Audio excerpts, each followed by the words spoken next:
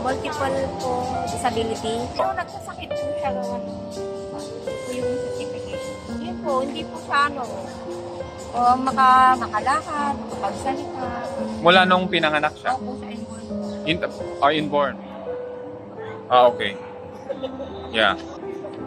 Nagsi-seizure din siya? Hindi naman? Opo. Ito po yung huli, kaya siya nagkasakit na. We started dun sa MVB Health Caravan namin. She's a medical mission.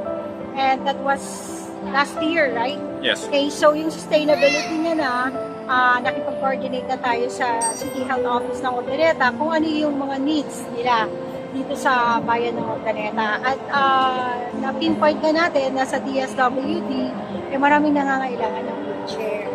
So, ito po ay ang second assessment day na natin. Yes. Kung saan po yung mga first na na-assess natin nung 3 months ago, i-award na po ngayon. Yes.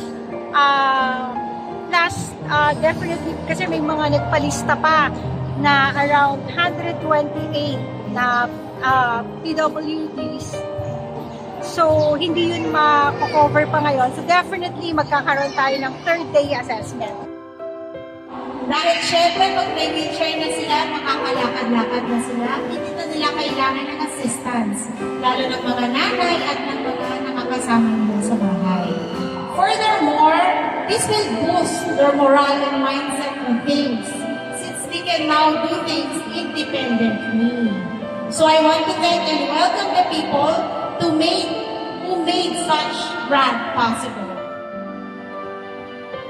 Pinagmamalaki ni Dr. Rachel lang kanina na aking may bahay na personalized pa pala yung mga binigay. Oo. Kaya, galing. Isang malakas na palakpak sa Rotary Club. Ayan. Naway sunod-sunod ito. Sa inyo pong lahat, hindi ko man po mabanggit ang inyong mga pangalan.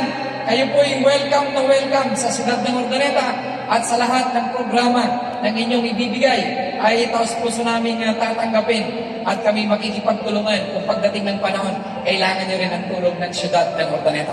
Sa inyong lahat, mabuhay ang siyudad ng Ordaneta! Ako lang ganito, na-disable ako or bumagsak po sa PASMA hanggang sa napunta sa polio. So polio po ang... Polio ang minagsakan po. Kasi wala pa tayong vaccine nung panahon na yun. Napakaganda, modified po.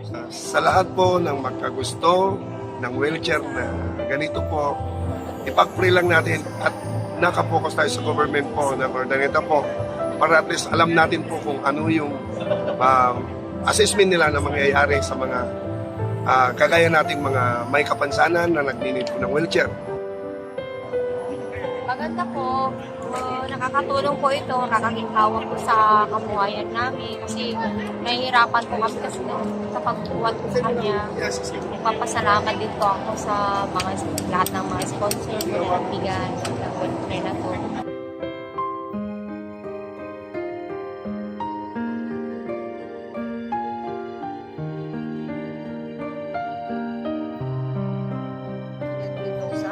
Para makabuo tayo ng isang foundation organization locally dito sa Ordaneta na ang karamihan ay ang miyembro nito ay batch 92 ng Ordaneta City National High School. Okay.